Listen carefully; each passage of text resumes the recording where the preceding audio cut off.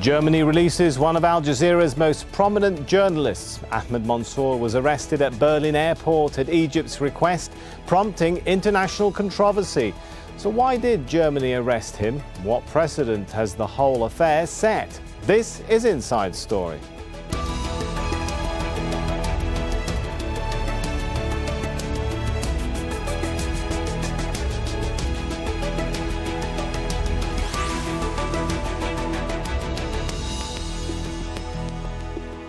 Hello and welcome to the show. I'm Sami Zaidan. Al Jazeera Arabic journalist Ahmed Mansour is released after being arrested at Berlin airport on Saturday. His arrest was made at Egypt's request, which had also asked for Mansour to be extradited. An Egyptian court sentenced him to 15 years in prison last year on a charge of torturing a lawyer in Tahrir Square in 2011. Accusations Mansour denies. Well, despite his release, this does appear to be the first time a European government has complied with an Egyptian arrest warrant since the 2013 coup. Mansour is one of a long list of journalists and Egyptians living abroad whom Egypt has sought to extradite to face trial. Egypt had previously asked Interpol to issue what's known as a red notice or international arrest warrant, but Interpol refused. Mansour is not the first Al Jazeera journalist to be targeted by Egypt. Peter Gresta, Bahar Mohammed and Mohammed Fahmy were all jailed for more than a year in Cairo on charges which included aiding the Muslim Brotherhood.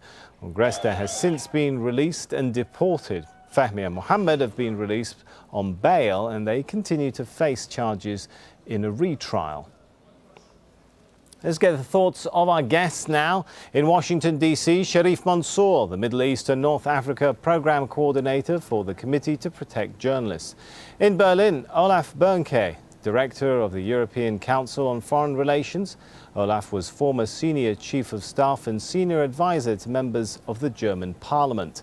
And in London, Saad Jabbar, Coordinating Lawyer for Ahmed Mansour's legal team. Mr. Jabbar is an international lawyer too. Welcome to you all. If I could start with Saad. First of all, things are a little bit murky here, Saad. All kinds of things are being reported.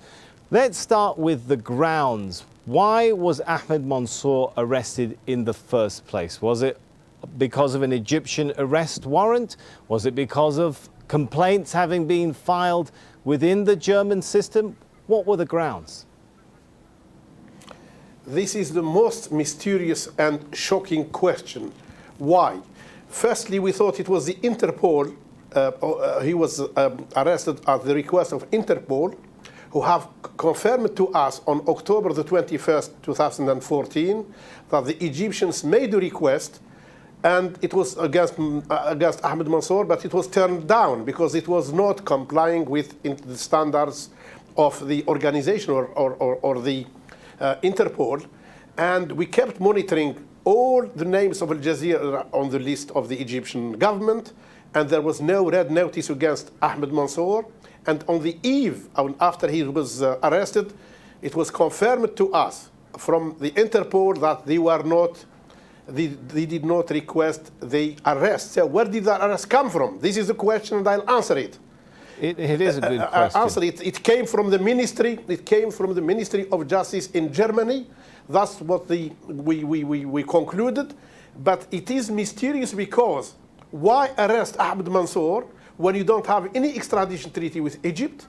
Secondly, the German judiciary have already ruled against repatriating any person to Egypt or other countries like Egypt where people are ill-treated in detention centers or in prisons, or in fact where the judiciary is not independent. So why should a democracy like Germany respond so quickly to an Egyptian regime which is very well known for its brutality to its own people, to its own journalists? All right, Saad. And the example is there of the Egyptian journalists. Let's take that question, Saad, and perhaps Olaf can help us to understand.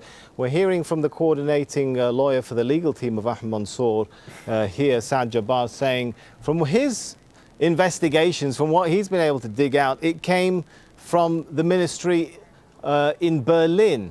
Now, typically, if the ministry in Berlin is the one to put in the system an arrest warrant, what does that mean? Does that mean that they were responding to an Egyptian arrest warrant? Is that how it works, Olaf?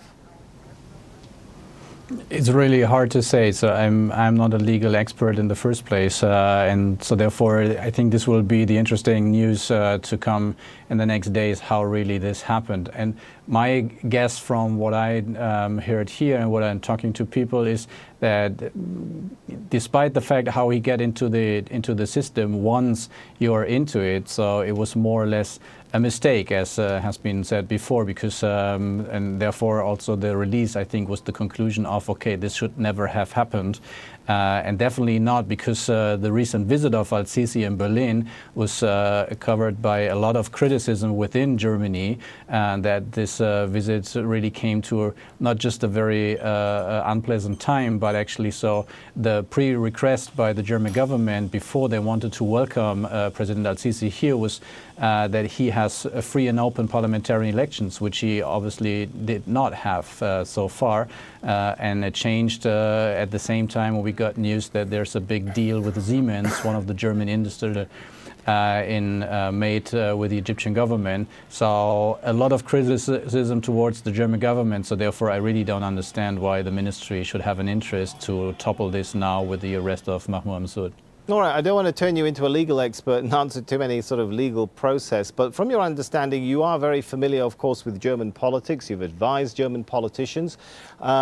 I mean, does it seem conceivable to you, I guess is the question that many people are asking, that a mistake like this, as you put it, could happen against the backdrop of everything you've mentioned, of all the criticism for the human rights situation coming so close to the Egyptian President Sisi's visit to Germany? One would think that people at the level of a ministry, that level of politicians would be aware of the sort of bigger picture and story that's going on. Yeah, or it's just the opposite. So maybe they paid too much attention to these kind of issues and then thought in the preparation of the visit, okay, let's make sure we are in completion with the Egyptian government. I have really no clue, and it sounded to me like a big mistake. And my first guess when I heard it was that he will be released within the next 48 hours, because that would be really a big scandal if they would have kept him here and then send it over to Egypt. Well, we're glad that your expectations in terms of the release turned out to be true. Nevertheless, if we could bring in Sharif Mansour into the discussion, I mean, looking at how murky this situation is, with a lot of unanswered questions about how a journalist gets put into a system and can be held in an airport, arrested, that's worrying, isn't it? Absolutely, and away from those unanswered questions, there is a lot of answered questions about how the Egyptian government is targeting journalists and how it has used politicized trials in order to pursue and indict journalists for a long time, and even extradite journalists. There is a precedent not so far from our time in 2014. The Egyptian government, after a visit from the foreign minister to Lebanon, have extradited a journalist who was managing Ahrar 25, the pro-Muslim Brotherhood channel out of Beirut. And the person was arrested, kept in detention, and sent to Egypt, and added to the case that includes more than 50 defendants who were recently indicted with life sentence and death sentence.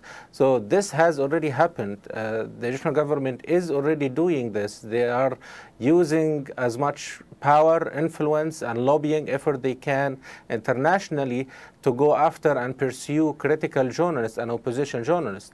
Even more recently, they also, the Egyptian Prime Minister visited France and lobbied with the French government in order to shut down pro-Muslim Brotherhood stations, and they already successfully shut one of them, and they're going after the other. So it's a track record in which the Egyptian government is trying to abuse international law, trying to use its influence and lobby foreign government in order to silence journalists who are outside of the country after they have already silenced many of them inside the country.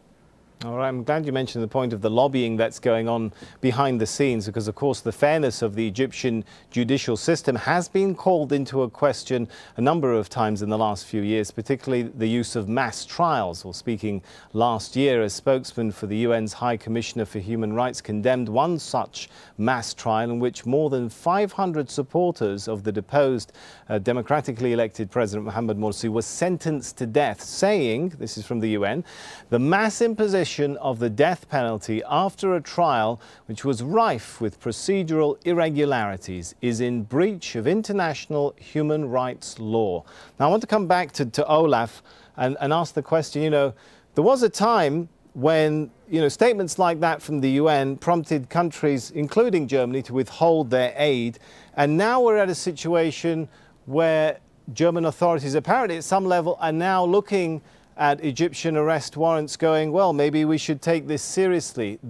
Has there not been some kind of shift, maybe as a result of the lobbying which Sharif Mansour was talking about? Not at least if it comes to the question of their warrant list. So I really cannot imagine how they can really get along with this here. It's really it's not something actually sort of the German government put into much attention. So especially not given the fact that Angela Merkel made it very prominent in her press conference with President al-Sisi after she mentioned that Egypt is a very strategic, important partner for Germany and for Europe. She criticized the country and the government regarding the death penalties, the human rights situation on the ground, the limitation of freedoms and things like that. So this really does not go together.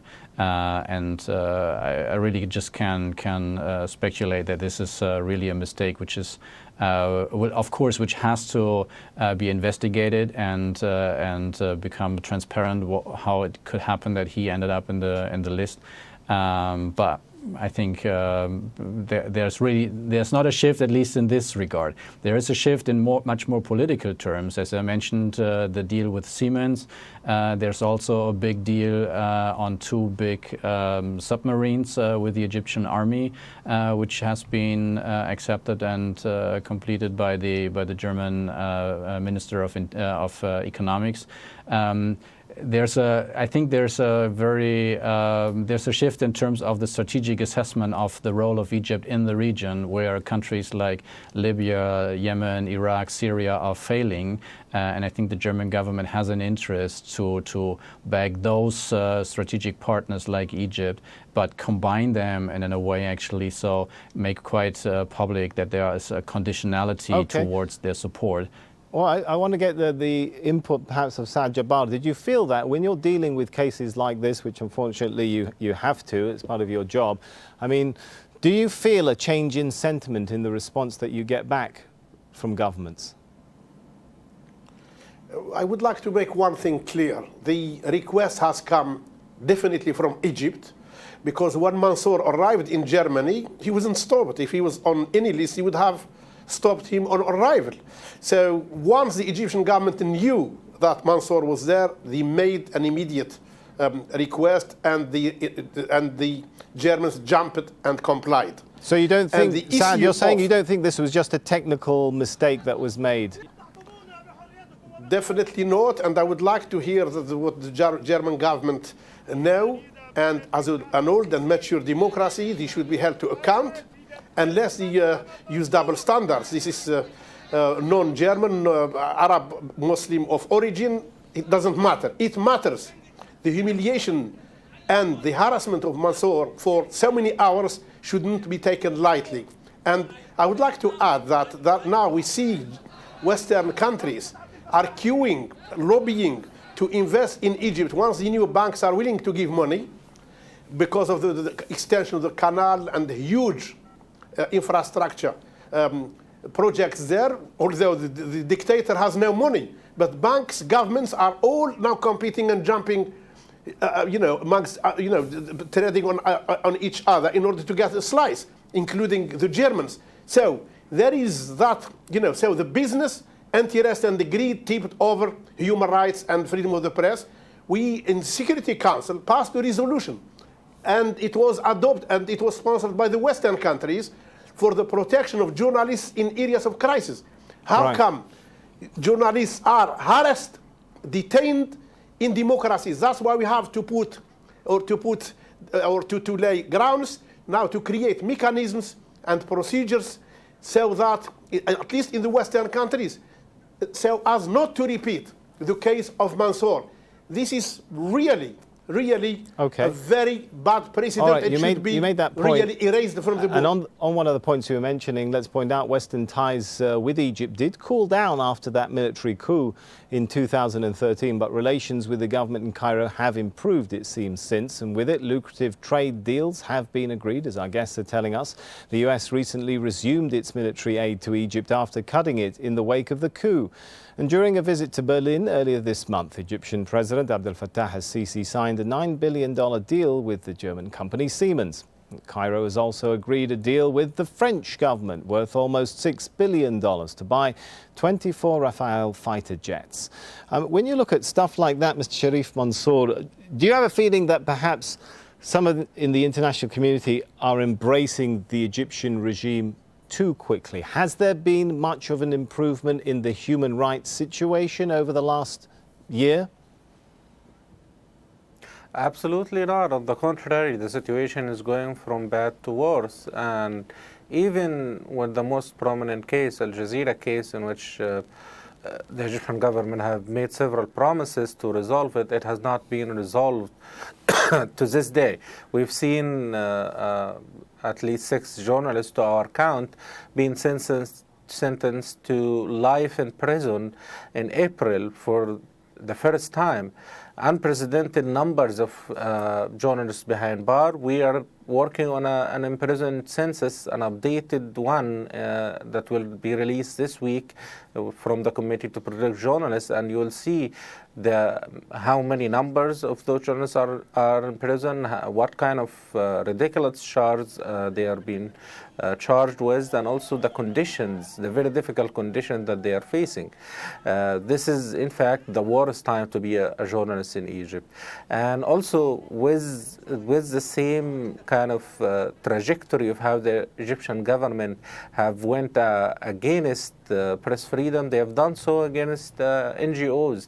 We've seen the Egyptian government go after to play devil's advocate here, sorry, Sharif Mansour, to play devil's advocate here, how would you respond to those who defend the Egyptian government's actions and would say, well, they're only clamping down on what they call, quote unquote, terrorists, people who break the law, people who gather, for protests without a permit, people who engage in violent acts and undermine the stability of the country?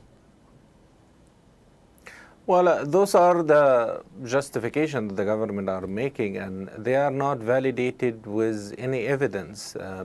They have not shown any evidence in Al Jazeera case that justifies having those journalists for more than a year in custody. And even after the higher court have said there was no evidence to connect this case to terrorism, they're still being dragged to court several times. There is no evidence to justify even making those journalists in other cases behind bars without formal charges. One of them, Mahmoud Abu Zaid Shoukan, have been in prison more than 600 days, and to this day he has not had a chance for his lawyer and for himself to defend himself in custody. By any standards, there is no rule of law, there is no due process for any of those detainees to defend themselves and to clear their names. Right. All right. Olaf, looking at how this whole affair has ended now with the release of Ahmed Mansour, what precedent has been set here? Has the precedent been set, as we heard from the concerns of Saad Jabbar, that journalists can be held in democracies which many look to set an example for the world? Or do you think that the fact that it's ended in this way will set the opposite precedent and make democracies a little more careful in acting on arrest warrants or requests from regimes which have been accused of human rights abuses? No, I would vote for the latter one, sir. I think that this is really something the German government would wish it should never have happened. I think that was the reason why the release came so quickly without being really having a long publication and press coverage of this. But of course, I think this will be used by civil society, human rights organization in Germany to underline that the German government, that such a mistake should never ever happen again, and that the opposite actually should be the case, that governments like Germany should be much more advocates for human rights defenders, for journalists who are critical towards governments. There was this one incident during the press conference with President al-Sisi, when a German Egyptian journalist stand up and cried that he's a murderer, and then all of a sudden the Egyptian journalists who were in this delegation shouted out, "Long live Egypt." And when you looked at the face of the chancellor, you could see that she was really irritated about this kind of behavior, and I think this was also already something where you could see there's a big difference in the assessment of the human rights situation, and Germany is supporting civil society organizations over there. The Chancellor's very own political foundation representation in Cairo is under legal attack by the government, and she made also the statement during the press conference that she's worrying about this and that they have to change this to make Egypt a real democracy. So therefore, I think in general they are supportive, but cases like this should never happen again. I guess that there is business continuing to go on, as you pointed out, Olaf. Earlier, despite those statements of concern, Saad, I guess, how do you see the situation going forward? What kind of precedent has this whole affair set? I think the lesson which should be learned from this instance is that Germany is the most developed country in technology, and other Western countries, really they should really include on their systems journalists who have been chased or hunted by the regime in Egypt and other dictatorial regimes, and not to take any notice of any arrest warrants against them. That's what we have done as lawyers for Al Jazeera. We warned the Interpol, and they did a good job. They responded very positively, and they applied the rules. Furthermore, the problem is with the strategic ally called Sisi. We have strategic allies before called dictators, and that's where you have Daesh, the ISIS now. Sisi is creating the conditions for a failed society, and it's wrong for the West, not only morally, practically and pragmatically. The regime in Egypt is worse than that of Myanmar, which was subjected to hard sanctions until they submitted and accepted some sort of compromise with the opposition. There is no such thing in Egypt. You are holding the hand of Sisi. Okay, in the West. but Saad, coming back to in terms of, others. I want to draw on That's your why legal I'm encouraging him experience to do that. as a lawyer, and looking at the way it's ended. What sort of precedent does that set for you when you fight legal battles like this in the future? Does it make it any easier for you? I fought them before with another of Tunisia who came to power after the fall of Ben Ali, and other dictators who have used this loophole of putting an arrest warrant on the head of their dissidents in order to harass them. Some of them were kept, like in France, for 3 months, or in Italy for weeks, and Germany now 48 hours. I'm sorry, 48 hours in an old democracy like Germany, which experienced fascism, and they know what the fascist methods are. Therefore, we should lay down the foundations, put in place measures and mechanisms to avoid such automatic arrests of noble journalists. And Germany should apologize to Ahmed Mansour and his colleagues in the media, in the world over. All right, we'll have to leave it there. Let's thank our guests for this discussion, Sharif Mansour, Olaf Bönke and Saad Jabbar. And thank you for watching. As always, we'd like to hear your thoughts. You can contact us on our programme page at aljazeera.com. You can also post your comments at facebook.com/AJ Inside Story, or tweet us using @AJ Inside Story. From me, Sami Zaidan, and the whole team, for now, is goodbye.